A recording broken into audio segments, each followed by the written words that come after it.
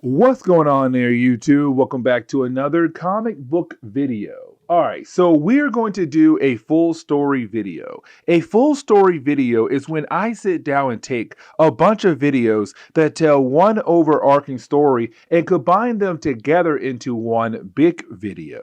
Now, today's full story video is going to be about the Phalanx Covenant crossover for the X-Men. It was a massive crossover for the X-Men back in 1994, where you had Excalibur, X-Force, X-Men, and also X-Factor coming together to fight against the Phalanx. It was really a 9-part storyline that showed 3 different things happening for our heroes, but also introducing a new team as well. Generation X. And so with that being said, today's full story video has all 3 storylines put in one big video for you. I do hope you enjoy.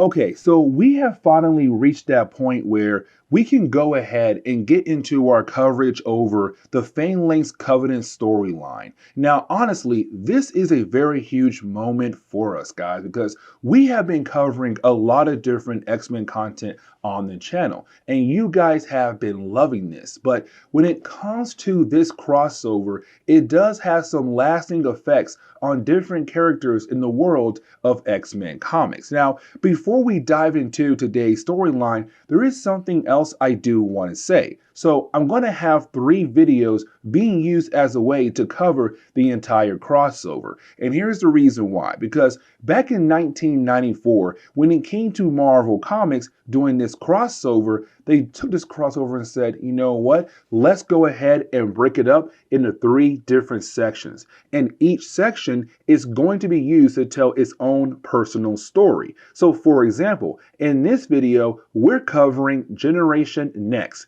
that takes place in Uncanny X-Men 316 and 317, but also X-Men 36 and X-Men 37. Now, with this 4-part storyline, it was being used as a way to open up the crossover, but to also give us a brand new X-Team.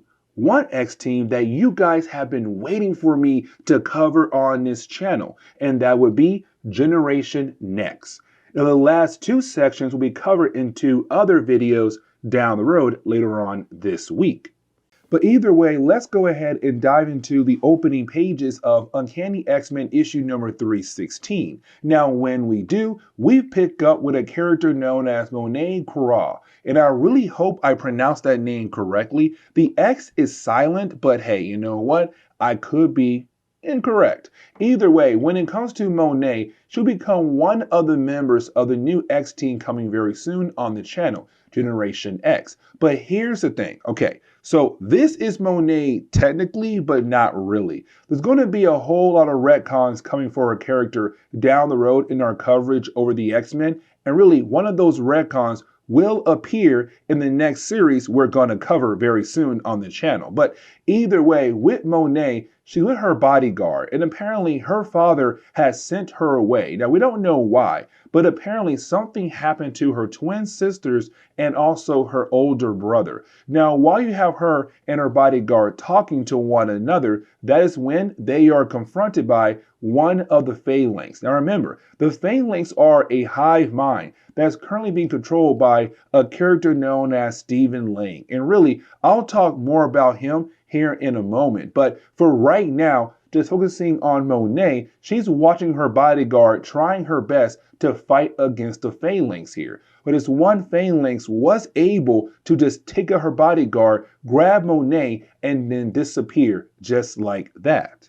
That was just a prologue. So now we are able to go ahead and dive over to the school of Charles Xavier. Now, by this point, Banshee is in charge of the school. Not completely, like he's just watching over the place while Charles is gone. Because Charles went over to Muir Island to help out Moira Taggart, to find a cure for the legacy virus that's killing off mutants and now humans at a very fast rate. And so while he's gone, Banshee is in charge. Now, here is the thing, because we do pick up with Storm and Iceman running some tests on Emma Frost. Now, when it comes to Emma Frost, she had a big storyline going on in the 1990s, kind of leading up to this moment right here, where she'll become one of the teachers for the next X team. And let me explain, because in the early 1990s, you had this new organization called the Upstart Organization being able to kind of put Emma Frost in a coma thanks to their battle with her, the X-Men, and the Upstart Organization. Now, recently, she was able to come out of her coma, but when she did, she had discovered that most of her Hellions, her old students, have been killed off. Now, there's still 2 or 3 alive, but again, most of them have been killed off. But either way, she had been staying with the X-Men. And so right now you have Iceman and Storm just running some random tests. But here's the problem. They have her bound to a table. And so she's kind of freaking out. But for Banshee, he also kind of realized that maybe Storm and Iceman should not be the ones to kind of run the tests. And the reason why, because there have been some things happen between Storm and Iceman and Emma Frost. The whole idea of mind swapping, body swapping. Either way, for Banshee, he says, you know what, guys, let me go ahead and be the one to run the test. You two guys go ahead and leave. Now, this is our first sign that something is up. And here's the reason why. Because of Storm. She says, hey, listen, when he came to Charles, he gave each of us a list of things to do, and we have to complete our task. I would hate the idea of being a naughty one. Now, using the word naughty for Storm is kind of weird. And so for Banshee's all like, that's weird. But for us readers, we're like, something is up. That is not Storm at all. But for Banshee, he has no way of proving that something is up. But you do have Storm go ahead and kick him out of the lab. But right after being kicked out of the lab, you then have Banshee get a call from Cyclops and Jean Grey. Now, these two characters are going to play a role in later stories when it comes to the Phalanx Covenant. But for right now, it's them saying like, hey, Banshee, we're looking for Charles. And the reason why, because we might have a cure for the legacy virus. The problem is Charles is not there. Charles is at Muir Island. And so for Cyclops and Jean Grey, it's more of like, okay, cool, you know what? We'll go ahead and head over there to go see Charles and talk to him about this cure. And you have Cyclops tell Banshee to tell the rest of the X-Men where him and Jean Grey are heading off to. But things continue to get even weirder, because we do pick up with Archangel. And when he appears and confronts Banshee, he is very upset about the idea that Banshee had answered that call. Because the Archangel, he feels like Banshee should not be answering any calls at all, because technically he's no longer an X-Men. That right there is an X-Men job. Now again though, this is another sign that something is going on here, because Archangel is just straight up rude towards Banshee, like does not care about him at all. And so with everything going on for Banshee, he's kind of like, you know what, let me go ahead and just step away from the others, go over to the Danger Room, get a nice little training session in to kind of help relax my mind. But the problem is he goes over to the Danger Room and see that it's currently being used by Jubilee. But that's a problem though, because Jubilee is a minor, but on top of that, there's nobody in there watching over her, just in case the Danger Room goes too far, it could possibly kill her. Now you also have Psylocke walk out of the Ready Room. Now the Ready Room is only supposed to be used by Charles Xavier. So 2 more signs just popped up just like that for Banshee.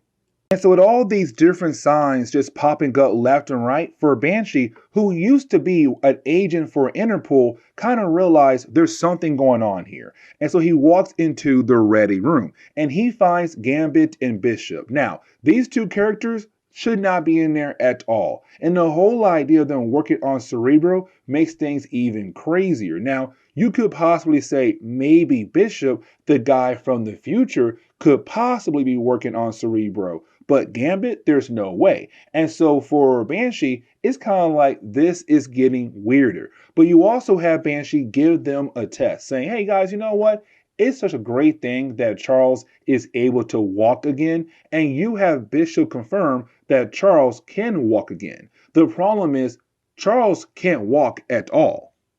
And so with that, you have Banshee run over to a different computer to use a computer to hopefully locate the other members of the X-Men. Like, hey, where's Storm and Iceman? Not on school grounds. Where's Rogue? Not on school grounds. Bishop, Gambit, Psylocke. All of them are not on school grounds, including Archangel and Rogue. But the problem is, he already met most of the X-Men in the last few pages. So it's kind of like, that's weird. I just saw them, but this computer right here is now saying they're not on school grounds. Somebody is here pretending to be them. And so for Banshee, his next goal is to call out to Charles Xavier and go back over to the communication room.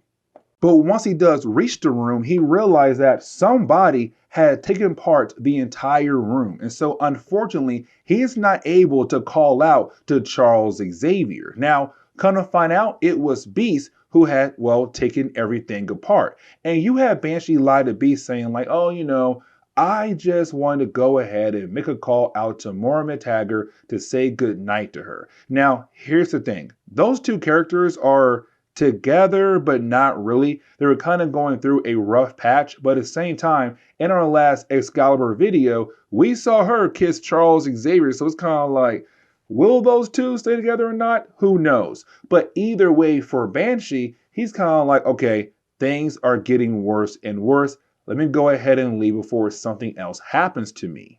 Now, something else we do have to remember is about Sabretooth, because around this time in Marvel Comics, you had Sabretooth stay in the school of Charles Xavier, because to Charles, he truly believed in the possibility of being able to cure the mind of Sabretooth. Now, of course, it did seem like many times that his plan was not working, but either way for Banshee, he wants to see what's going on with Sabretooth. But when he does, he sees Rogue right now guarding his cell. And so for Banshee, it's more of like, that is weird, because most times we're not here trying to watch over his cell. And so you have Banshee being able to realize once again, this is not Rogue. And so you have Banshee use his sonic scream as a way to break down Rogue, or the fake Rogue, to show us that this is a Phalanx, which means every single person we saw so far, they all have been Phalanx pretending to be the X-Men. Now, real quickly, I kind of want to explain what the Phalanx are by this point in Marvel's timeline, because by this point, we don't know much about them. And really, there's going to be later stories down the road that retcons the whole idea of what the Phalanx truly are. By this point, though, we're kind of left to believe in the possibility that Stephen Lang was trying to create a better version of the Sentinels. And of course, he made the Phalanx. Techno-organic beings that have the ability to absorb humans and turn those humans also into Phalanx as well. But here comes the big problem. You see, for the Phalanx, they are not able to absorb mutants and turn them into Phalanx at all. And the reason why? Because they're mutant DNA. And so that is why the X-Men are not here right now. It's the Phalanx right now trying their best to figure out what is in the mutant DNA that prevents them being able to be absorbed and be part of the hive mind of the Phalanx. And so with the X-Men being gone, it's just Banshee, Sabretooth, and Emma Frost on their own to fight against all these different members of the Phalanx right now. Also Jubilee, but she's knocked out because she was in the danger room. Now, something else we have to talk about when it comes to the Phalanx is that they have the ability to adapt to your attack. So yes, your attack may work the first time against them, but after that first time, they are then able to adapt to your attacks and be able to get the edge over you. And so for Banshee, he realized what he has to do to go ahead and get away from them, which is blow up the place. Except before he is able to do that, he has to call up Charles Xavier. Now, unfortunately, he's not really able to talk to Charles, but he does send a message over to Charles on the Mere Island. That message right there will lead over to book 2 of this storyline of this crossover. Either way, you do have Banshee, Sabretooth, Emma Frost, and Jubilee being able to get away just in time before the entire school got blown up. But after doing that, you have Banshee say, listen, the Phalanx were able to get access to a file we had on the next generation of mutants, which means sooner or later the Phalanx will be going after them as well. We need to protect them. Again, we are leading into the next series, Generation X, but that just ends the first chapter of book 1. But now we have to jump over to X-Men issue number 36. Now, when we do, we are picking up with the Phalanx trying their best to convert Monet into a Phalanx as well. But again, she is a mutant. Now, she is one of the mutants that was in that file when it comes to the next generation of mutants. But either way, for the Phalanx, they're trying their best to convert her, but unfortunately, they can't do that because of her mutant DNA. Now, for Stephen Lang, the man's in charge of the Phalanx right now, but he's now beginning to realize that he might be losing control over the Phalanx, where they're no longer being used as a way to go after mutants, that right now they're possibly trying to go after humans as well. And that could become a major problem for Stephen Lang and also Cameron Hodge. But now we have to jump over to St. Louis. Now, when we do, we pick up with Everett Thomas. Now, Everett Thomas is better known as Sync. And you see, for Sync, he has the ability to tap into other people's powers as long that he is near them. And so for Sync, when he walked outside this morning, he had released a sonic scream. And the reason why, because Banshee was nearby. But when he did that sonic scream, it did shatter all the windows in his building. And of course, it did freak out the cops. Now, while you have the cops on their best to figure out what in the world is going on with Everett, that is when you have the Phalanx arrive. Now, luckily for Everett, Sabretooth and Banshee were there and being able to work together to protect him from the Phalanx. Now, Jubilee and Emma Frost, they're also there as well, but they're somewhere else. We have Emma Frost trying to use her powers kind of watch out for different things happening in the area. But while you have the two ladies there, they are then confronted by more members of the Phalanx. Now, we have to jump over to a different character who will become very important for the Generation X series. And that would be Paige Guthrie. Now, Paige Guthrie is better known as Husk in later comics, but she is the younger sister of Cannonball. Now, we have not officially learned what her powers truly is by this point, but here's the thing. She is a mutant, and so you had the Phalanx going after her because, again, that file they were able to get from school of Charles Xavier. So in a matter of 2 pages, they were able to get her and take her away back to their base. But now getting back over to Banshee, Sabretooth, Emma Frost, Jubilee, and also Sync, you have them trying their best to fight against the Phalanx. The problem is, like I said earlier, the Phalanx are able to adapt to your powers after you had used your powers against them. Now, when it comes to Sync, he does have the ability to use your powers to its full potential. And so you have Emma Frost basically use her powers to tap his mind into Jubilee's mind so that he could see how her powers should truly work. And so once he was able to see that, just like that, a massive explosion was used as a way to take out all the Phalanx in that area. But then you have Stephen Lang appear. Now, this is the X-Men, or really Banshee and Emma Frost, finding out who's behind this attack, the attack of the Phalanx. It is Stephen Lang. But here's the thing, Stephen Lang is not really there. It's him right now just being able to project himself through different members of the Phalanx. Now, this is also a callback to the early days of our coverage over the X-Men. You see, a while back when it came to Jean Grey's sister Sarah, she had just disappeared out of nowhere. And that was like one plot line that was just never solved. We're kind of left to believe in the possibility that she was kidnapped or possibly killed off. Well, you have Stephen Lang say, yeah, no, she's dead. I took her and I killed her. You're kind of like, wait a second. That's just wild to be used as a way to wrap up that loose end from a long time ago, because that was back in like X Factor issue number 12. But it's Stephen Lang trying to prove a fact here that he knows everything about each member of the X-Men, including Jean Grey. Now, it's also Stephen Lang saying like, hey, by the way, I have Paige Guthrie, the other girl that you are currently looking for, the next person for Generation X. I have her and most of the others with me as well. Like basically, I won this battle already, Banshee.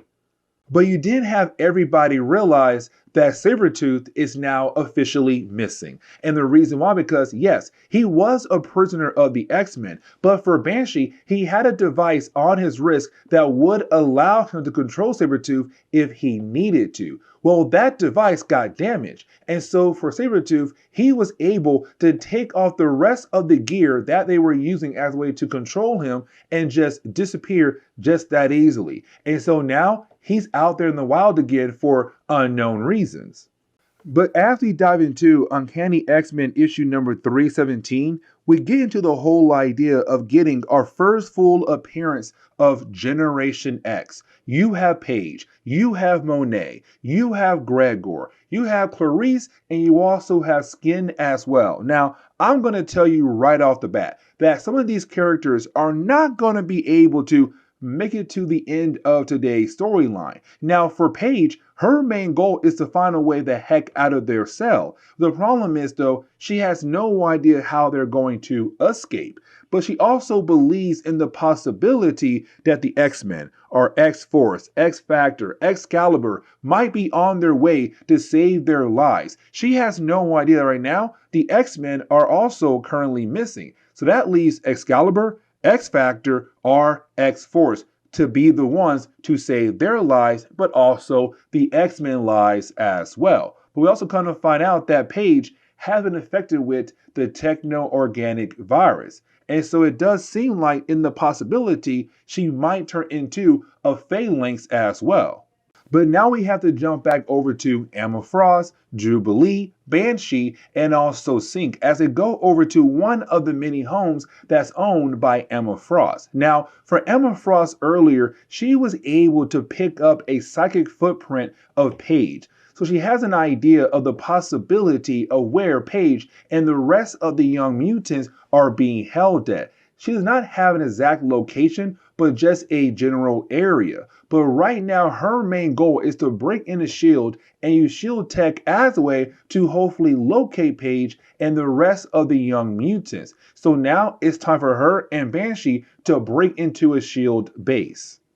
But now we have to jump back over to our heroes. Now, when we do, it's really more of our heroes trying their best to figure out how in the world they are going to be able to escape from their prison cell. The problem is they can't. And matter of fact, they are confronted by a character known as Harvest. Now, when it comes to Harvest, this was a man who truly does believe that if he had joined the Phalanx a while ago, then most likely his family would still be alive today. The problem is they are dead right now. And so that is his motivation to help out the Phalanx to get rid of the mutants across the world. But this kind of leads into the whole idea of us learning about the powers of Blink. You see, for Blink and her blinking powers, she's able to kind of do a lot of different things. Like, for example, she has the ability to kind of cut up people into small pieces. And so right now for Harvest, his body had just been cut up thanks to her blinking powers. But here's the thing though, you have Gregor pull her away from Harvest. And the reason why, because he was afraid what Harvest could do once he was able to kind of work through what was happening to him thanks to Blink powers. But now our heroes, our young heroes, they are now still stuck inside their prison cell. But now we have to jump over to Jubilee and also Sync. And the reason why, because you have Jubilee kind of beginning to hate the whole idea of being an X-Men because she has watched the X-Men go through so much in a very short period of time. But on top of that, she just watched Sync being able to use her powers to its full potential. And so for her, she's kind of like, why I'm still here. I can't do anything when it comes to my powers, one, and I'm tired of the idea of watching people I love possibly dying or actually dying in front of my eyes. I hate being here because we have gone through so much in a very short period of time. She is a child who has to kind of process everything that's happening to her ever since she had joined Wolverine in the X-Men a while back. And so right now, it seemed just trying his best to be there for her. Now, getting back over to Banshee and Emma Frost, they were able to break into a shield base. And the reason why, because, well, Emma Frost is using her powers as a way to kind of cloak themselves from the minds of all the different agents who work inside that shield base. So right now, they don't see Banshee nor Emma Frost as a walk inside to hopefully, get the info that they are looking for. But when we jump back over to our young heroes, this is all Monet's moment. It's her showing off how smart she truly is. She said, listen, I found a way out of here. I have been able to take different raw material in this room to create a device that will help us get the heck out of here. But she also says, by the way, did you know that somebody in the room is not one of us? And that would be Gregor. And that makes a lot of sense because earlier he stopped Blink from being able to kill off Harvest. And so you have Monet being able to get rid of him just like that. Now, it's time for our young heroes to try to get the heck out of there. Now, while you have our young heroes trying to escape, for Banshee and also Emma Frost, they ran into a problem. You see, for Emma Frost, she has the ability to make it seem like you are not there.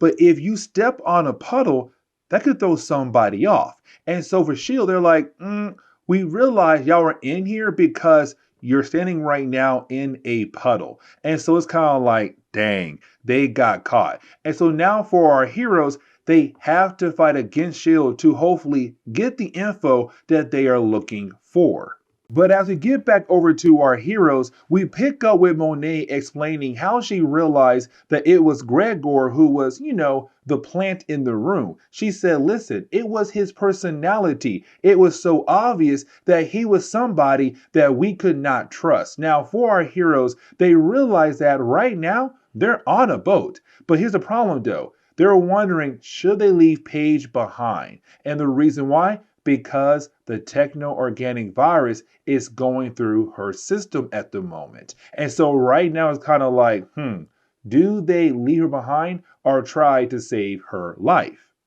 And so now we are able to get into the final chapter of book 1, where we pick up with our young heroes still trying their best to escape. They're now fighting against different members of the Phalanx. Now, for Blink, we also get a better look of her powers once again, where she's been able to teleport out of her situation, where she did have a Phalanx holding on to her, but she was able to teleport away. Now, when she did that, something else happened to the Phalanx that was holding on to her, like it began to freak out. And you did have our young heroes being able to take that one down. But the problem is, as soon as they did that, more members of the Phalanx began to appear once again, coming after our young heroes. Now, luckily for our young heroes, help is on the way. You have Sync and also Banshee trying their best to sneak their way onto the boat to hopefully save the rest of the young heroes.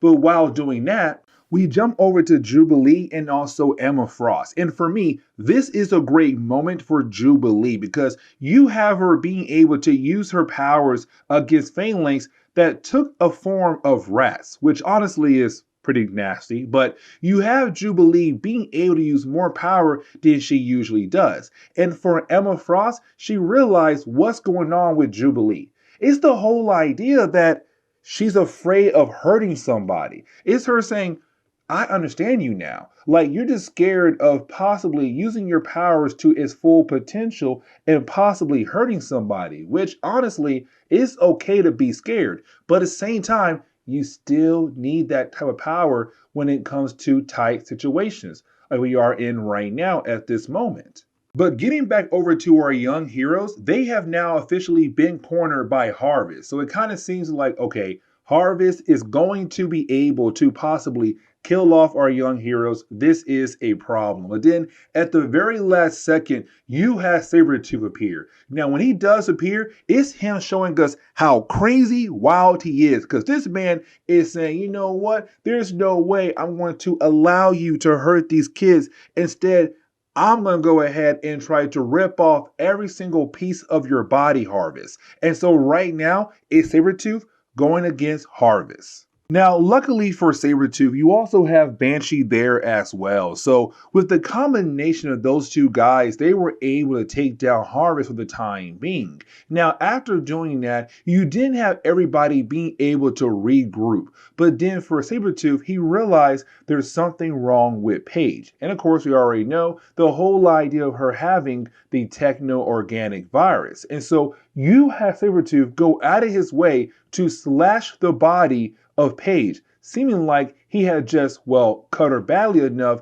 that she could possibly die. But no, in reality, we kind of find out what is her mutant ability. The whole idea that she's able to, well, shed her skin. And so when she did that, that got rid of the techno-organic virus that was going through her body at the moment. Now, you have seen kind of realize like, hey, the Phalanx, they have the ability to adapt to our attacks, right? So that means Homeboy's not down yet. And correct, he is not, because you didn't have Harvest being able to get right back up and the battle continues on. And so you have our heroes trying their best to take him out.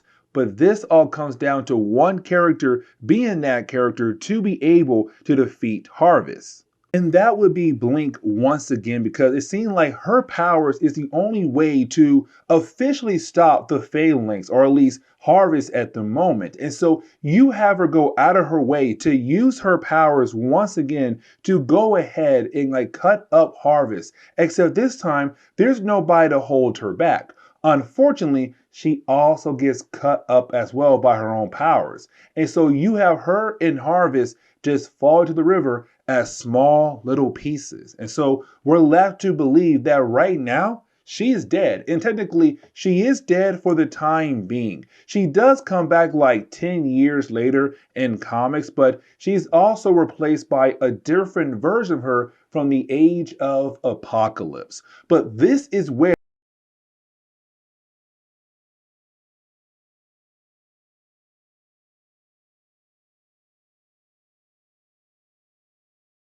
okay, so it's time for us to go ahead and get back into our coverage over the X-Men. And we do go with book 2 of the Phalanx Covenant storyline. Now, the reason why I say book 2 and not like, part 2, because when it came to Marvel back in 1994, they gave this crossover a different kind of treatment. The whole idea that you have 3 different storylines happening all at once at the same exact time. And honestly, it reminded me of Fall of the Mutants, because in that crossover, you had each X team handling their own problems, but at the same exact time. And so for this storyline, it's just like that.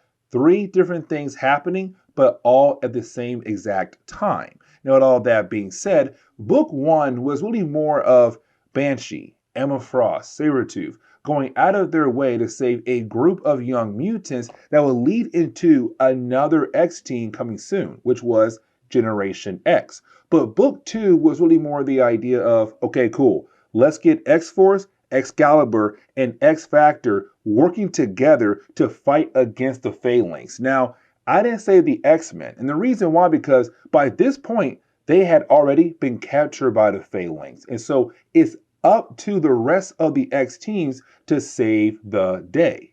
And so as we get into the opening pages for X Factor issue number 106, we really do pick up with the idea of X Factor going over to the old base of the Acolytes. Now, we saw this old base back in Uncanny X-Men issue number 300. Now, this base was used by them, but they've been gone for a long time. But the thing is, we learned that X-Factor was called up by Charles Xavier to meet up over there. And the question is, why? Now, when they do arrive at the place, they are confronted by X-Force and also Excalibur, and you have both teams say, hey, X Factor, before you are able to enter the place, we got to make sure it's really you. Because here's the thing, the Phalanx have the ability to pretend to be other people. We saw that back in book 1 when it came to the X-Men, when you have Banshee realize, okay, these guys right here are not my fellow X-Men. It's the Phalanx pretending to be them. But either way,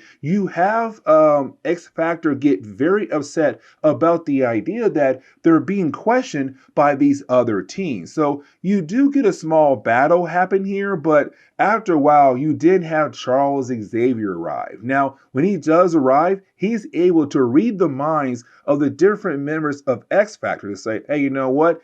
It's really them. Okay, come inside and let me explain what is happening right now at this moment and why I said meet me here at this place. Now, when it comes to Charles Xavier, he tells us that Muir Island is now officially being controlled by the Phalanx. And here's how. So we get his flashback where you had Nightcrawler call over the school of Charles Xavier. Now, at first, for Nightcrawler, he believed that he was online talking to Beast, but in reality, it was a Phalanx pretending to be BBs. Now, with that phone call, it allowed a Phalanx to be able to kind of teleport through the comm link over to Muir Island to begin a process of taking over the entire island. And so you have the different members of Excalibur, but also Charles Xavier and Moira McTaggart tried their best to just get away from the Phalanx. Now, they barely got away, but Muir Island was completely lost. And so that is why they're currently here at the old base of the Acolytes, somewhere to work out of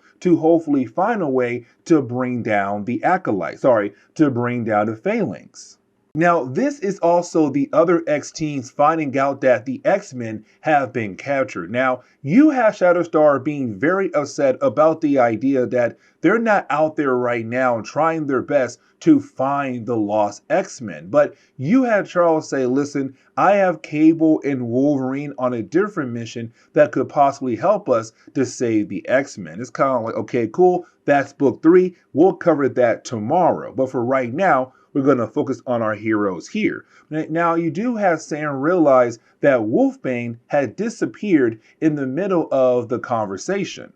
And the reason why, because she heard that Excalibur has a new team member. And that new team member is, well, good old Douglock. Now, Douglock is a Phalanx, but he's no longer part of the hive mind of the Phalanx, thanks to Zero, an android from the future who was able to help Douglock break free. Now, here's the thing. Douglock looks just like Doug Ramsey, an old team member of the New Mutants, who had died at the very end of Fall of the Mutants. Now, for Wolfbane, she was there when he died because he basically tried to protect her, and of course, it cost him his life.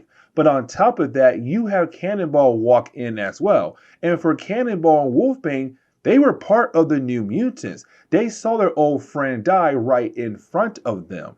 And so to see Doug Ramsey right now in front of them is pretty wild. And I'm kind of wondering, is there a possibility that this Phalanx could be used to kill the rest of them off, or could this Phalanx be used as a way to help them defeat the Phalanx? Now, you have Forge walk into the room. And the reason why, because for Charles, he wants to use Forge as a way to get a better understanding of how the Phalanx truly work. Because with Forge powers, he has the ability to understand how machines work around him. And technically, Phalanx, they are techno-organic beings. They're still machines. And so they're hoping that Forge could use his powers to figure out how they officially work. Now we're also introduced to another Phalanx, and that would be Shinar. And I really hope I pronounced that name correctly. Now, for Shinar, his main goal is to send a message out into space. And this begins the whole idea of us getting like the full origin of the Phalanx right in this book right here. Well, not the complete origin, but like most of the pieces we need to get a better idea of how the Phalanx truly work.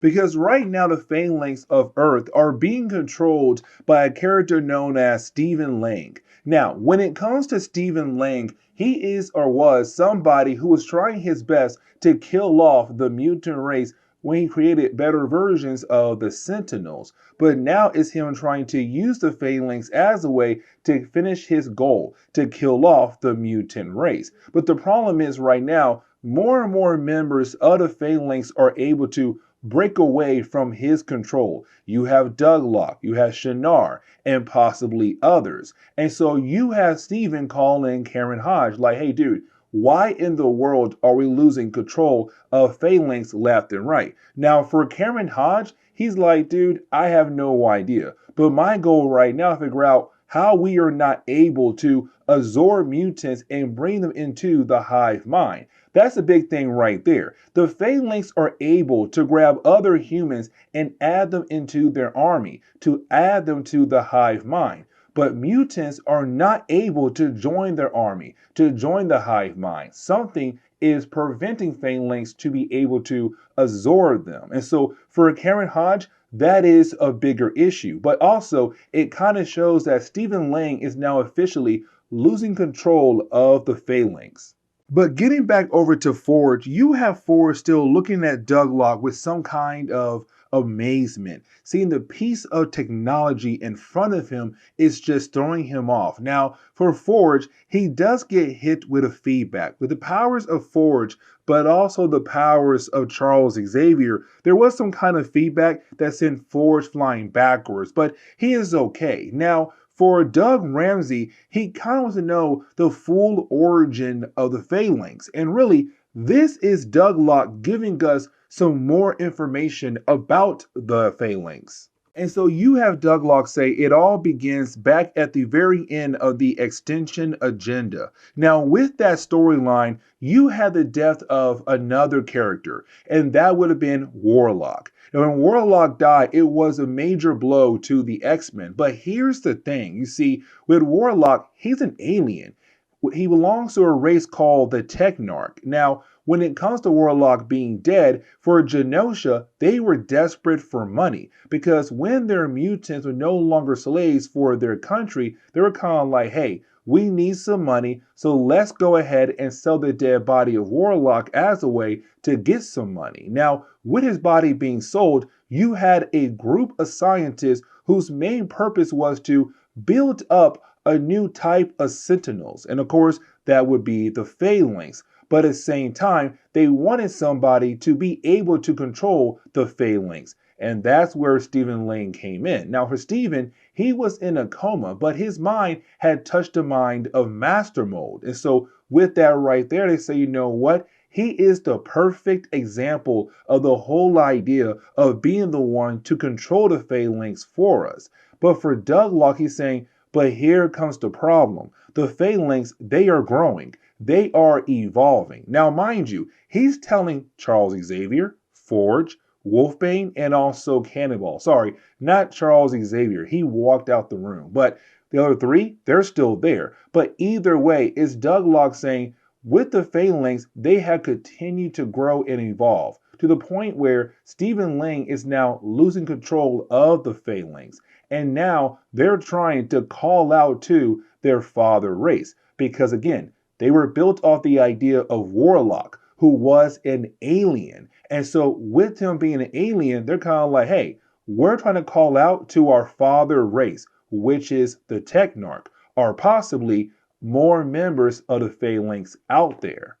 But right after we were able to get that story, you didn't have Douglock say, you know what, this is the perfect time for me to go ahead and begin my plan, to use Forge as a way to learn more about the Phalanx, to gather more information about them because of his sight when it comes to machines. And so you have Douglock just go ahead and grab Forge, but also Cannonball and Wolfbane. Now, the rest of the heroes, the rest of the X characters in that building, they're trying their best to stop Douglock. But you have Charles say, everyone back away, because I don't believe that Douglock would cause harm to our three heroes at the moment. And so you have Douglock being able to just leave with Wolfbane, Cannonball, and Forge. But the question is right now, where are they going? And that wraps up the first chapter of book number 2.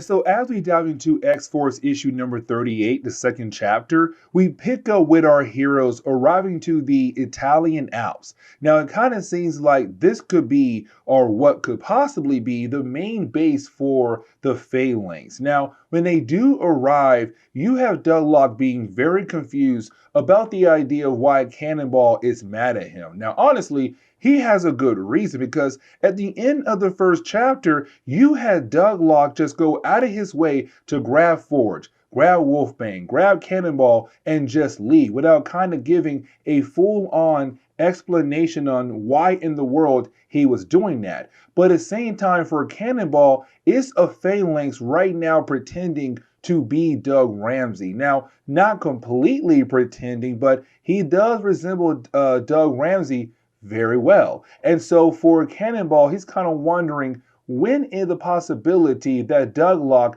is going to portray them? Now for Wolfbane, she wants to believe that Douglock is Doug Ramsey just coming back from the dead. But at the same time, for Cannonball, he's more of like, you have to be on guard when it comes to your feelings. Because if you try to open up your heart to the idea this guy right here is Doug Ramsey once again coming back to us, then once he leaves, it's going to break your heart even more. But either way for Forge, it's more of like, listen, we can't stand here to argue right now. Let's go ahead and go into that town to do some detective work, to figure out what the Phalanx are truly up to. And so you have our heroes go over to a nearby village. Now, when they do go inside the nearby village, everything looks normal. Everybody looks normal. But it's Douglock saying, listen, in this area of the village or this area of the earth, there's not a huge amount of Phalanx here. But at the same time, it's him saying that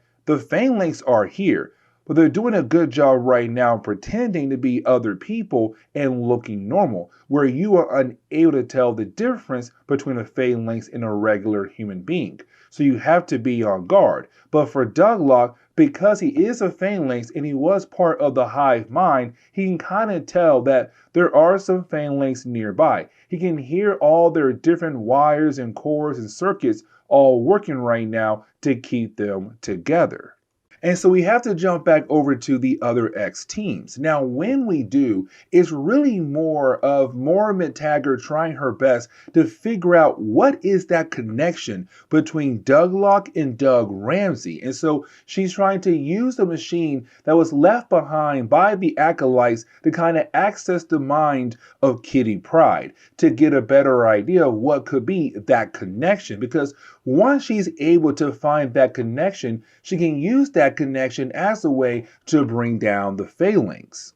Now, I kind of want to jump over to Charles Xavier, because you have Charles Xavier using the astral plane as a way to connect his mind to Forge's mind. Now, when their minds are connected, it's really more of Charles trying to see what Forge sees when it comes to the Phalanx, to get a better idea of how they truly work. Now, you also have Douglock being able to use the transmode virus as a way to enter the mind of Forge. So now all three minds are connected as one. But here comes the big problem. You see, for our three characters, they're beginning to realize what's happening when it comes to the Phalanx. That we have now moved on past the point where this is not going to be just an easy task to get rid of, like the common cold. That the Phalanx are way more complex to bring down. But also, it's our heroes finding out that they're now breeding. They're being able to reproduce because you have our heroes being able to find a tower that's being used as a way to make more Phalanx. They are growing at a faster rate. But luckily for our heroes, Moira Taggart believes that she might have a way to, well, bring down the Phalanx. It all comes down to her game plan. Now, for Shatterstar, he wants to go ahead and get back out there to fight against them and to hopefully bring them down once and for all. But you have Havoc say, no. We are not going to do that at all. Not until the professor is done with what he is doing upstairs in the astral plane. Now, for Shatterstar, he hates the idea of waiting, but it's everyone else saying, like, we just can't rush into things because you believe that's the best way to bring them down. We don't know completely what we are running into just yet. We need a game plan before we do anything at all. That's the best way we can go when it comes to saving the X-Men. But as we jump back over to Forge, Wolfbane, and also Cannonball, you have those heroes find a brand new Phalanx that quickly tries to connect to Forge. And the reason why, because Forge in the past was also given the transmode virus. And so because he had that virus, for this Phalanx, it's kind of like, oh, you know what? You are a perfect target for me to attach to and become my host for me. Now, you have Charles Xavier trying his best to help out Forge. But the problem is, while being connected to Forge, but also the Phalanx as well, it allowed Charles to realize what the Phalanx is trying to do now. The Phalanx is no longer trying to just go after the mutant race like Stephen Lang wants them to do. It's now the Phalanx saying, hey, you know what? Let's go ahead and go after the entire planet. Animals, humans, whatever. Let's go ahead and try to absorb the entire planet for our own. And so now it's Charles freaking out because once he does lose connection to Forge, you have Charles tell everything he just learned to the rest of the X-teams. They're now freaking out. And so for Charles Xavier, he said, listen, we have to break up into two teams. One team must go out of their way to help out Forge and the others, while the rest of our heroes stay here to protect Moira Taggart so she's able to continue on with her project. Now, you're probably wondering, like, what about the X-Men? That's Jean Grey and Cyclops' goal, and we'll see them work in book 3. But either way, it's Charles saying, we gotta do what we gotta do to hopefully save the world, but also save ourselves as well. Now, getting back over to Forge and the others, we do learn that Douglock gave Forge, Wolfbane, and also Cannonball the transmode virus as a way to hide them from the other Phalanx. Now, you still have our heroes trying their best to investigate the area, and when they do, they find a spire. And you have Douglock say, this is actually a problem now because now they're trying to call in the other parts of the race that's out there in space. And so right now, it's our heroes freaking out because sooner or later, you're going to have more Phalanx appear. And when they do, things can truly pop off when they do appear. And so now we are able to get into the final chapter of this storyline. And we do pick up with our heroes Forge, Cannonball, and Wolfbane not believing what they are seeing. This huge spire that could be used as a way to call in more Phalanx over to Earth. Now, with all that being said, you did have our heroes be confronted by Shinar. Now, for Shinar, it's more of like, hey, listen, I see you guys, and the only person I want right now is Forge. Forge can be used as a way to help us complete our goal. And so right now, it's our heroes wondering, what in the world could they do with Forge? And this begins the whole progress of everything going south for our heroes over here, because you have Cannonball begin to fight against the different members of the Phalanx. As a matter of fact, you have Wolfbane join in as well. Now, for Wolfbane, she believes that Douglock will help out because In her mind, that is still Doug Ramsey, her long lost friend. And so she even asked him, hey, I need your help. Let's go ahead and help out Cannonball to fight against the different members of the Phalanx. There's also innocent people who are being carried away to be sooner or later turned to more Phalanx and join the hive mind. They gotta protect those people as well. But then out of nowhere, when you have Wolfbane turn around, Cannonball has been knocked out by Douglock. And then you have Douglock knock out Wolfbane. And so now we're seeing Douglock saying that he's on the side of the Phalanx now. Now, for Shinar, he does not believe in the possibility that now for Douglock, he's back on their side again. And so you have Shinar just go ahead and knock out Douglock as well. And he tells the rest of the Phalanx to take Douglock, Wolfbane, and Cannonball and begin to use them as a way to help build up their spire even more. But on top of that, you also have Shinar tell Forge, oh, we still need your help, Forge. We have a different task for you. But now we have to jump over to Havoc. Now, when we do, this section at first is being used as a way to kind of recap everything that happened so far in this crossover, because book 1, book 2, and book 3 are all happening at the same exact time. Now, with that being said, it's also Havoc saying that for the X-Men, or really all the X teams, they have gone out of their way many times to, protect the entire world from different kinds of threats. But the problem is some of those threats came from the human race, who have been trying to kill off the mutant race. And the problem is their creations always go too far, to the point where they're now trying to kill off both mutants and humans. And here we are again, the whole idea of the Phalanx wanting to kind of absorb the entire planet. Now you do have Havoc be confronted by Shatterstar and Warpath. Now, really, this is more of a Shatterstar problem because he's a hothead. He hates the idea of just waiting. He feels like all the X teams should go out of their way to just attack the Phalanx nonstop to get their friends back and to go ahead and kill off the Phalanx. But it's Havoc saying, that's dumb. Like you have no plan there. It's just you wanting to rush in and make things a whole lot worse. That is why you're on my team, the backup team that has to wait for the moment, while the main team goes in on a stealth mission to hopefully bring down the Phalanx. But again, it's Havoc saying, you have to relax, Shatterstar, because if you go out there as a hothead, you have the possibility of ruining everything for us. And that right there is not okay at all. Now, for Shatterstar argument is also being used as a recap as well, but that's the main point right there, though, is him being a hothead. But now we jump over to Shinar and also Forge. Now, this is the moment where we do learn why Shinar wanted Forge for. And we kind of find out that it's all because he wants Forge to create a device that will allow power to flow into the eggs of the Phalanx to help give birth to more Phalanx. Now, Forge is not going to say no. And here's the reason why. Because he loves what he is seeing. This man loves working on machines. And earlier, he was really amazed when he saw Douglock. He's kind of like, oh my God, look at this creature. Look at this machine. And so right now, even though he knows how bad it could be for more Phalanx to be on Earth, he loves the idea of working on this project.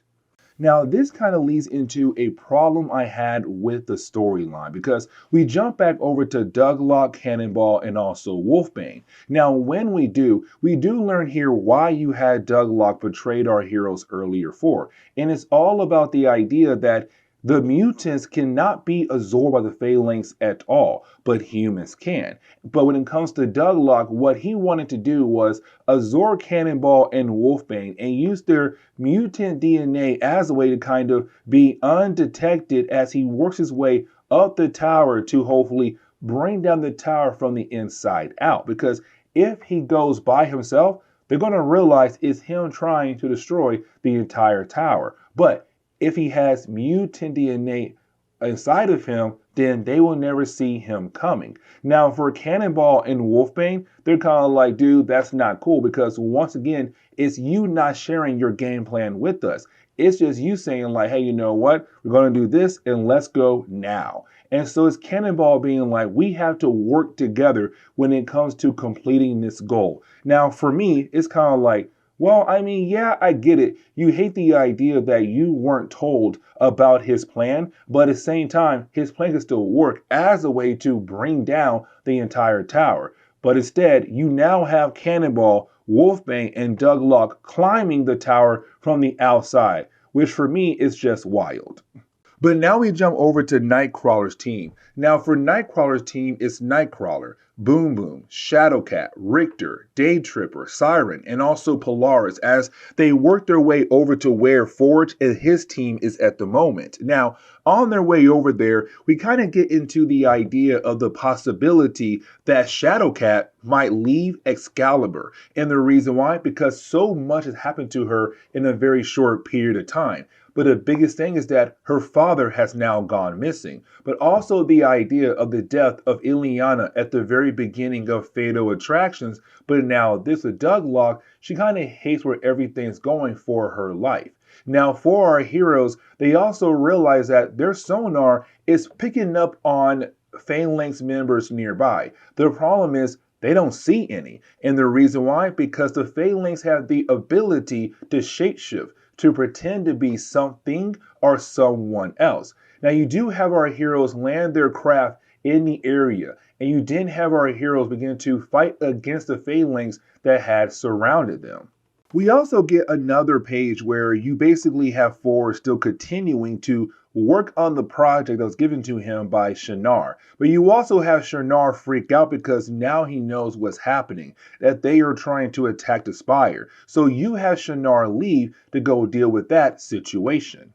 But now we have to jump inside the Spire, and we pick up with Wolfbane, Douglock, and Cannonball. Now, for Douglock, he tells us, the readers, that the villagers from earlier who returned to Phalanx, they're now part of the Spire, and their energy is being used as a way to power up the Spire to now be used as a beacon to call more Phalanx to Earth. Now, you do have Douglock say, if somebody's able to go inside the Spire to cut out that power, then most likely the power will die, but the villagers will then turn back to normal again. And so you have Cannonball wanting to be the one to do it. And here's the reason why, because he blames himself for the death of Doug Ramsey, of course, the guy who died at the end of Fall of the Mutants. And so it's Douglock saying, listen, I am built off the dead cells of Warlock, but also Doug Ramsey. And here's the thing.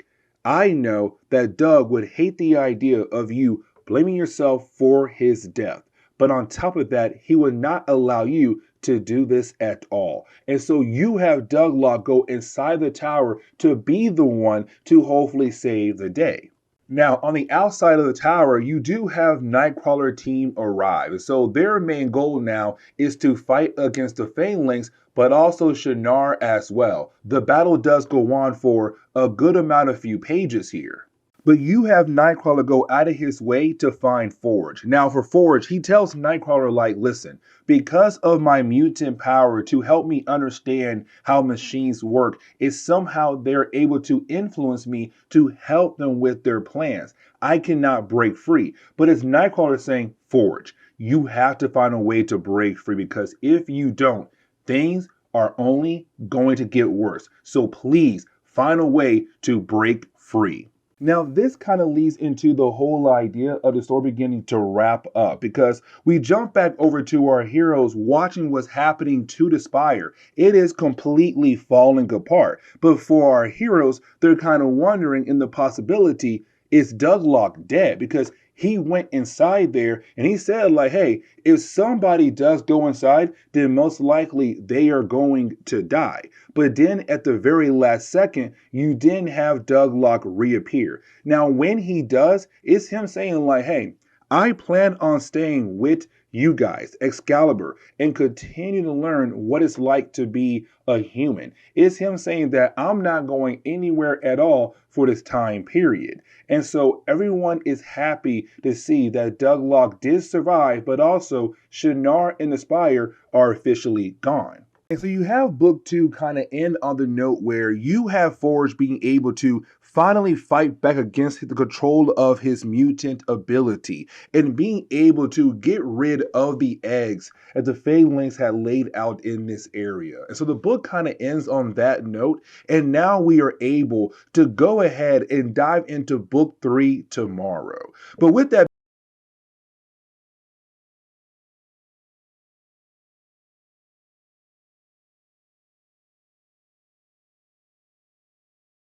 okay, so it's time for us to go ahead and get back into our coverage over the X-Men. And now we pick up with book number 3 of the Phalanx Covenant crossover. Now, when it comes to book number 3, it's all about the idea of Cyclops, Jean Grey, Cable, and Wolverine being able to save the X-Men who got taken back in book 1, but to also find a way to get rid of the Phalanx across the board to basically save the entire Earth. Now, when it comes to book number 3, it is called Final Sanction. But on top of that, this book is happening at the same exact time as book 1 and also book number 2. Now, something else I do want to mention is that with this book right here, it's really more about Cyclops, Jean Grey, and Cable rather than Wolverine, who's also involved in this book. And you see what I mean as we go through today's storyline, because this book alone is kind of picking up where the adventures of Cyclops and Phoenix had left off at. And again, you'll see what I mean as we go through today's storyline.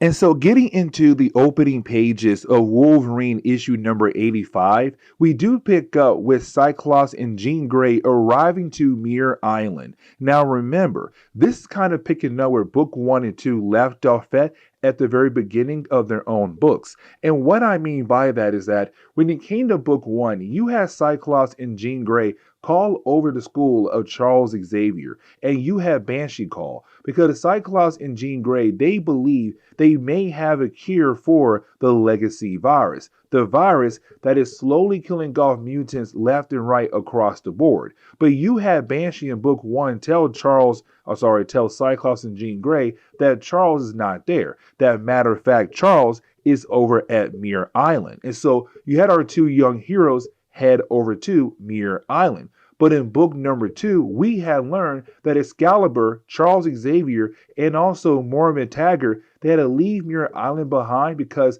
the Phalanx had attacked there as well. And so for Cyclops and Jean Grey, when they arrived to Muir Island, they're now being attacked by different members of the Phalanx all at once. And they have no idea what in the world is currently going on. Now, around the same time you have Cyclops and Jean Grey arrive to Muir Island, you also have Wolverine arrive to Muir Island. Now, the reason why, because for Wolverine, he was called up by Charles Xavier to come over to Muir Island, except when he arrives, he's a tad bit too late. Charles already left, but on top of that, the entire island is now being controlled by the Phalanx. Now, you have Wolverine believe that he has the ability to take this threat head on. And you had the Phalanx say, dude, listen, you are just a man with claws. There is no way you truly believe that you'll be able to actually defeat us. Now, luckily for Wolverine, you had Cyclops and Jean Grey nearby, and they were able to save him. But you didn't have our three heroes being able to regroup and now go inside the island lab to figure out what exactly is going on here. Now, for one of the members of the Phalanx, you do have them go ahead and try to give Stephen Lang an update about what's happening on Muir Island. Now, remember, Stephen Lang is currently in charge of all the Phalanx. But the thing is, every Phalanx besides him is right now part of a hive mind. And so for Stephen Lang, he's kind of worried about the possibility that a Phalanx might figure out what he is trying to do with them, which is killing off the mutant race. Because remember, when it comes to the Phalanx, they are able to absorb humans, but it can't absorb mutants and add those mutants into their army. And the reason why, because, well, the mutant DNA. And so right now you have the Phalanx holding on to the X-Men and trying to use the X-Men as a way to learn about a way to hopefully absorb them and add them into their Phalanx army. But either way, for Larissa, one of the Phalanx who was on Muir Island, when she goes over to Stephen Lang, he's kind of like, okay, cool, you know what? Let me go ahead and just make sure she's not able to read my thoughts. And matter of fact, he go ahead and forces her back over to Muir Island to make sure that she cannot read his thoughts. The problem is that after he does that, she's kind of like, that was weird, very strange. You know what? I feel like there's something up with Stephen Lang.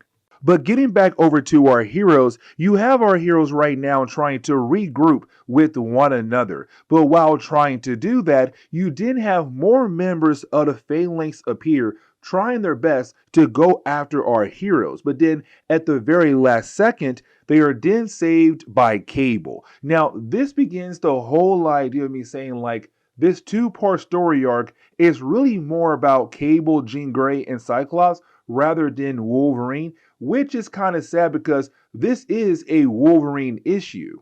Now, when Cable first appears, you have Wolverine kind of wondering if this is really Cable, because for the Phalanx, they have the ability to, shapeshift, to appear like other things or other people. And so for Wolverine, he has already kind of like be concerned if Cable is truly here. Now, luckily for Cable, Jean Grey and Cyclops are there. Now, this is why I said the adventures of Cyclops and Phoenix is really important, because with them being in the far future to raise Cable, who was also in the far future, their link to one another mentally is stronger than ever. And so she can tell right off the bat that yes, this is Nathan. Now, with all that being said, it's also the entire group being able to kind of learn more about the Phalanx. The whole idea that they're part of a hive mind, but also you have our team say, we need to go inside and get the core of Cerebro. With that core, we should be able to find the rest of the X-Men, because for Charles Xavier, he called up Wolverine and Cable to be the ones to hopefully find the rest of the X-Men, who are basically taken prisoners by the Phalanx. Now, for our heroes, they do have a game plan here. You're going to have Cable and Jean Grey being able to use their mental power as a way to keep the Phalanx busy long enough to allow Cyclops and Wolverine to run inside and get that core that they need. But here comes the big problem, though, because for Jean Grey and also Cable, their minds are going to be connected to one another. And with their minds being connected, it's going to be Nathan learning that Cyclops and Jean Grey were the ones who had raised Cable in the far future. Now, to kind of get the full idea of what I am talking about, we had covered a storyline called The Adventures of Cyclops and Phoenix, where you had Rachel Summers by that point in time become the mother of Scotty, pull Cyclops and Jean Grey into the far future, place their souls and minds and bodies in the far future as a way to raise young Cable, who by that point was also brought to the far future back in X Factor Endgame. Now here's the thing, Cyclops and Jean Grey, they never told Cable that they were his actual parents, or really Cyclops being his actual father and Jean Grey being, not his real mother, but like kind of is. It's weird. Either way, for Cable, he had no idea that he was being raised by them too in the far future. Now, once they were able to raise him to a certain age, you had the two go back to the present day. And so for Jean Grey, she's kind of afraid of the idea that sooner or later Cable might find out that he was actually raised by his father for at least 12 or 13 years. But either way, it's them two right now trying to hold the Phalanx back with their powers long enough to allow Cyclops and Wolverine to get that core. Except one of the Phalanx was able to get away from Jean Grey and Cable. So while you have Cyclops and Wolverine trying to get that core, they are then confronted by that one Phalanx that got away. Now for Wolverine, his goal to kind of keep the Phalanx busy long enough to give Cyclops the chance to hit the Phalanx hard enough to get rid of it, so they're able to get the core and get the heck out of there. The problem is the Phalanx is trying to use Wolverine as a shield, and so if Cyclops does use his optic beam, then most likely Logan will be hit as well. But for the rest of the Phalanx, they do realize that Cable and Jean Grey are technically being used to kind of keep them busy long enough to allow Cyclops and Wolverine to complete their mission. And so they also realize that for Jean Grey and Cable, there's some kind of bond, some kind of connection. How can they break that bond? Now, here comes the big problem though, because while you have the Phalanx attack Cable and Jean Grey, again, all those things Jean Grey remembers about being in the future is now flowing into the mind of Cable. So now is Cable realizing like, oh, why do you remember about Slim and Red, two people who raised me in the far future? There's no way that y'all two could be there because that was 2,000 years in the future. But either way, for the Phalanx, they were able to attack Cable and break that bond. And so back in reality for Cable, he realized he's not as powerful as Jean Grey, which means he has to go physical now. And so while you have Cyclops and Wolverine trying their best to get the heck out of the laboratory, you have Cable just blasting away. Like, dude said, here's a big gun, just bam, bam, bam, bam, bam, everywhere. And Jean Grey is freaking out because she's afraid that Cable might hit Cyclops or Wolverine. But for Cable, he is so confident and he knows what he is doing, there's no way he's hitting Cyclops or Wolverine. Instead, he's hitting their big target. And so once you have everyone being able to get outside, now when Wolverine and Cyclops had access to Cerebro, they had activated a failsafe program. So now the entire island, or not island, the lab, is going to blow up. And so for our heroes, they have to leave. Now, luckily for Wolverine, the pilot who flew Wolverine over to Muir Island comes back around. Now, for Cable, he wants to go ahead and stay behind to allow Cyclops, Jean Grey, and Wolverine the ability to get away and go save the rest of the X-Men, but to hold off the Phalanx. Now, after a while, it does seem like Cable can actually do that. But let's not forget that a long time ago, when it came to Apocalypse, he gave Cable the techno-organic virus. And so for the Phalanx, they were able to mess with Cable because of that virus, because they're techno-organic beings. Now, after a while, you do have Wolverine, Cyclops, and Jean Grey work together to get Cable on the plane and they leave. But luckily for Wolverine and Cyclops, with Cerebro, they now know where the X-Men are being held at. And of course, that means the home base of the Phalanx. But now we have to get into Cable issue number 16. Now, the opening pages of this book is one heck of an opening for this storyline because now we're picking up with Cable, Wolverine, Jean Grey, and Cyclops heading over to the mountains to hopefully find the base of the Phalanx, which they do. But the problem is that Cameron Hodge realized that they are coming. So you have Cameron Hodge go ahead and attack the plane. Now, luckily for our heroes, they were able to jump out of the plane before they were attacked by the Phalanx. But the plane still crashes into the base of the Phalanx. Now, for Cameron Hodge, he's kind of wondering if everybody is okay, especially Stephen Lang. Now, for Stephen Lang, he was working on Psylocke because, again, you have the Phalanx, Stephen Lang, and Cameron Hodge trying their best to figure out why in the world they are not able to add the mutants into their army. Humans can, but not the mutants. But either way, it's him telling Cameron like, hey, I'm okay. I also have Psylocke. She's okay. But things are not done just yet with the X-Men.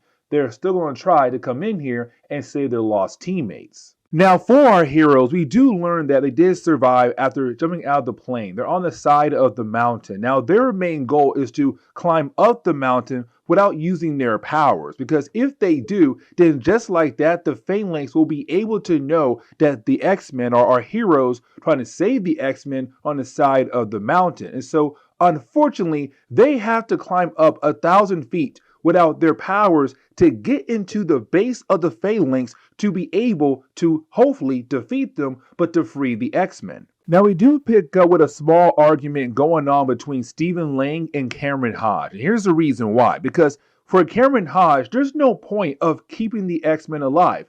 Go ahead and kill them off. We can't add them to our army. But for Stephen Lang, he's all like, no, we can still find a way to possibly use them. Now, while you have the two guys arguing, for Cameron Hodge, he wants to go ahead and scan the side of the mountain. You have Stephen say no. And the reason why, because to him, the mountain is not even climbable. But the thing is, he's completely wrong. Because on the side of the mountain, you have our hero still climbing up the mountain. Now, for Cyclops and Jean Grey, they're having a hard time like being with Cable. Here's the reason why. Because they were with Cable when he was a young boy in the far future, raising him. So the whole idea of seeing him now on this deadly mission, they're kind of like, this is hard for me because technically we're now like his parents for real. Like, yes, at first Cyclops was, but now for real, he raised this child. He's kind of like, dude, I just can't stand the idea of my son being here on this deadly mission. But at the same time, they don't have a choice. Now, while inside the base, you have Stephen Lang working with Psylocke because by this point in the storyline, Stephen Lang realized that the Phalanx can no longer be trusted, that he no longer controls them. And so for him, he has no choice here but to go ahead and try to help the X-Men free themselves, but to also defeat the Phalanx because right now, they're trying to go ahead and take over everything, not just mutants, but humans and other living things on Earth. And so it's him saying, hey, Psylocke, I need your help to complete this mission. Now, for our heroes, they do run into a small problem, and that'll be the whole idea that they're unable to continue to climb up the mountain. Now, for Cyclops, he got a game plan. He said, hey, you know what? How about this? If Jean Grey is able to use a small part of her energy to kind of burst Cable up in the air to climb up a different area, then maybe, just maybe, we'll then be able to continue to climb up the mountain. But here comes the problem, because if Jean Grey does use her powers, then most likely the Phalanx are gonna know that our heroes on the side of the mountains. But unfortunately, they don't have a choice. And so you have Jean Grey go ahead and do it. Now, when she does, just like that, the Phalanx, Cameron Hodge, he realized where our heroes are at. Now, for Cameron, he wants to go ahead and kind of do a scan to pinpoint where they're exactly at. But for Stephen Lang, he knows he cannot allow Cameron Hodge to go after our heroes because he wants to use the X-Men as a way to defeat the Phalanx, to save the entire world. And so he now has to play mind games with Cameron Hodge. But after a while, it's kind of like, okay, you know what, Cameron? Go ahead and do your scans, because if you believe that mutants are on the side of the mountain, then there is a possibility that you are right. Now, for Cameron Hodge, he finds Psylocke outside of the base of the Phalanx. Now, for Cameron Hodge, that makes no sense at all because she should not have the ability to walk by herself. She is a mutant. With her being a mutant, she needs to stay locked up because they can control her. But right now, you have Psylocke pretend that she's one of the Phalanx right now, or part of their army. Now, with that being said, for Cameron, he does find a piece of the Phalanx on the plane our heroes used earlier. Now, with that small piece, there's small fragments of a memory that Cameron Hodge can scan to learn more about. But getting back over to our heroes, but now it's time for us to get into the good old battle stuff, because now our heroes are able to get into the base. Now, for Cyclops, Jean Grey, and Cable, they're inside right now trying their best to attack the Phalanx. Wolverine stays behind. And the reason why, because Wolverine's job is to go free the other X-Men. Now, while you have our heroes fighting against the Phalanx, you have Cameron Hodge and other members of the Phalanx jump into the battle. Now, for Wolverine, he does find Bishop, but here comes the problem though. Bishop's right now trapped inside some kind of container, and so you have Wolverine trying his best to break him free. But the problem is, Wolverine's claws are not as strong as they used to be when they had adamantium, and so unfortunately, he is struggling. Now, for Wolverine, he was able to cut a small hole into the barrier, and for Bishop, that should be just good enough to help him break free finally. Now, we do get a couple more pages where we do see Cable, Cyclops, and Jean Grey fighting against the Phalanx. Now, while doing that, Psylocke does not jump in just yet, but you also have Stephen Lang kind of wondering if his plan going to fall apart, because for his plan to work, everything must fall in the right place, which means that everything must go off at a certain amount of time to have everything work well together. And for Stephen Lang, things are going to work out very well for him, because getting back over to Wolverine, that small hole he was able to cut into the container that's holding onto Bishop, once you have Wolverine throw a Phalanx on top of the container, Bishop is then able to absorb all that energy. And once he does, he's then able to finally break free. And when he breaks free, the rest of the X-Men also break free as well. It's now everybody here fighting against the Phalanx as a team once again. And this kind of leads into the whole idea of how the X-Men were able to win against the Phalanx across the entire world. Because you have Psylocke go ahead and use the powers of Jean Grey and also the powers of Cable as one big psychic bomb to attack the entire network the Phalanx share. And with that network being attacked, it's also hitting other points across the world. Now, at first, it should only hit this area. But when you have Cameron Hodge trying to access other main points across the world, the network the Phalanx have built up, the attack at this point in the network goes ahead and blows up the other points of the network across the world, bringing down the entire Phalanx Covenant in this storyline. Now, for Stephen Lang, at first, it did seem like he'll be able to get away, but then at the very last second, he is pulled down with the rest of the Phalanx by Cameron Hodge. So we're kind of left to wonder if they had officially survived, and if they do, what is their plans next for the mutant race down the road. But as we close on today's video, let's not forget that back in book number 2, you had the Phalanx build a spire as a way to send out a signal to other Phalanx out in space. And so one particular Phalanx was able to pick up on that signal. Now he does see that all the Phalanx on Earth had just possibly died, but he has a bigger plan as a way to take over the Earth. But that is the end of the Phalanx Covenant crossover. And so with that being said, guys, please leave me a like down below and subscribe. But guys, I'll see y'all next time. Later.